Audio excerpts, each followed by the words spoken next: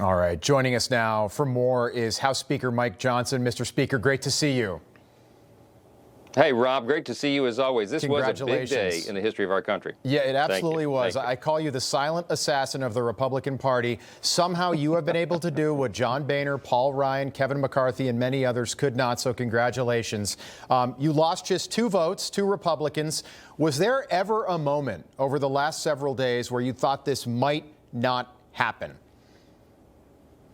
You know, it was dicey, honestly, along the way, but I never did take my eye off that prize, and I believed that this group could deliver this big agenda, the one big beautiful bill. I mean, really, this is about 90% of the America First agenda all lobbed into one giant piece of legislation. We wanted to go big, we wanted to go early. We did it, I think, in probably record time, certainly, for a piece of legislation this large and comprehensive and complex. But we got it delivered. You know why? Because, Rob, I believe in my colleagues. The American people have sent some courageous, patriotic Republicans to Congress. They all believe deeply in their heart in that America First agenda, and they want to put America first again. This legislation is arguably the most conservative legislation of our lifetime, and we got it done. Were you surprised, honestly, that not a single Democrat crossed the aisle to vote for either version of this bill in the Senate or in the House? Not one Democrat. I can't believe that they didn't, but I'm not surprised. Look, this is not your father's Democratic Party. I mean, look, they've gone far woke progressive left, and they don't seem to be able to recognize they've got to turn and come back to the center. They're going further and further left. You see that with candidates that are emerging around the country and some of the actions and antics that they've done on the House floor as they did today. They don't seem to recognize that they're committing political suicide for their party. Meanwhile, Republicans are not into pageantry or performance. We are delivering results.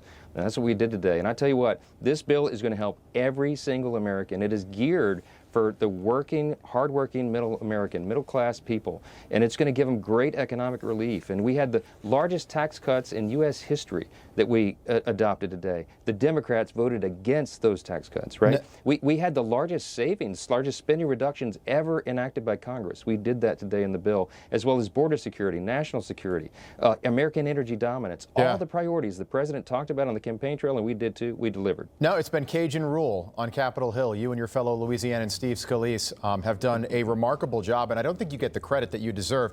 How much did Hakeem Jeffries help your case by delivering that speech, which started on the House floor at what? I think just before 5 o'clock this morning. Yeah, right at 5 a.m. He went over 8 hours. It was a snooze fest. I mean, you know, he put his own colleagues to sleep sitting behind him. He was trying to break a record and make a point. All he did was make a mockery of their position. And he had outrageous lies about the bill. We were able to dispel that because the facts are stubborn things, as John Adams used to say. Look, this bill is going to be good for everyone. It delivers on the agenda. We couldn't get it done fast enough because the American people need relief.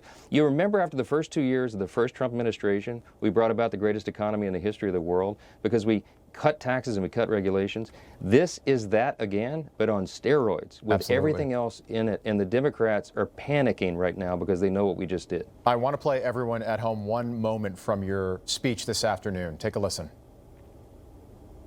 You know, Ronald Reagan said one time that no speech should be longer than 20 minutes. And unlike the Democrat leader, I'm going to honor my colleagues' time and be a little more brief than that. All right, but you spoke for, I think, 24 minutes, so you broke your own rule.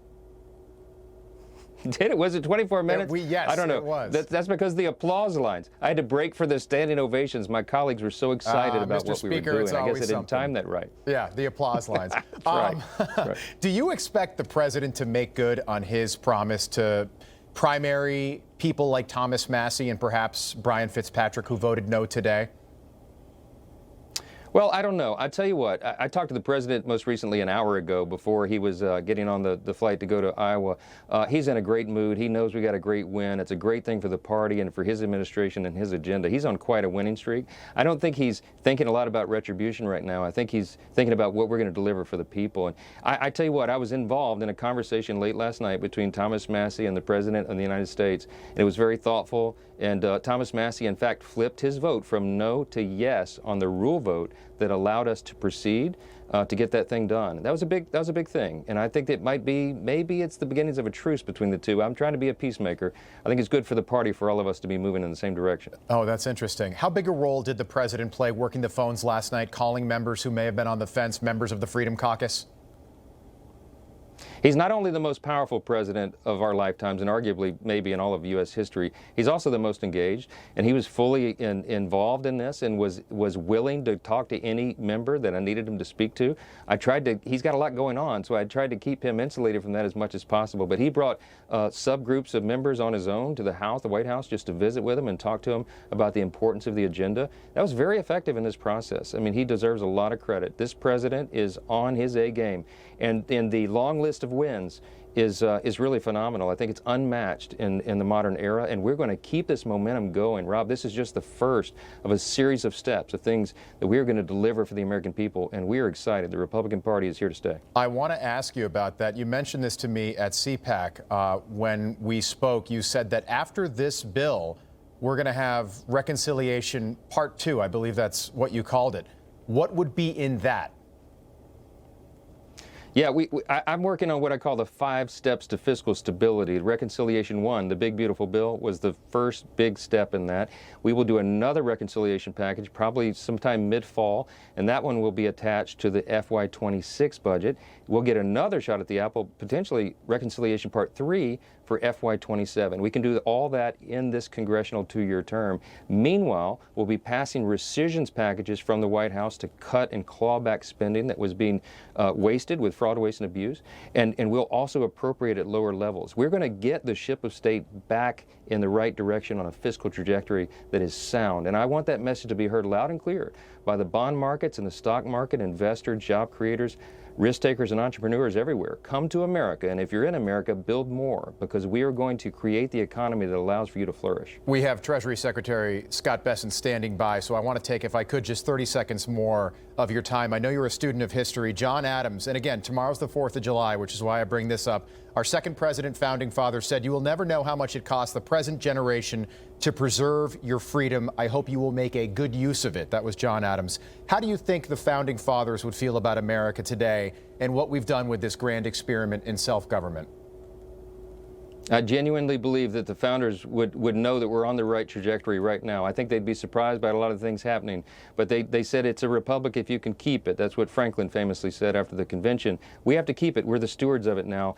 Doing that, keeping it, means understanding the core principles and preserving them, and that's what our party's doing every single day. All right, Mr. Speaker, congratulations. Enjoy this. Thank you. Appreciate it. Thank you, my friend. Mike Johnson with us. Information. Truth is freedom. Is Newsmax. It's real news for real people.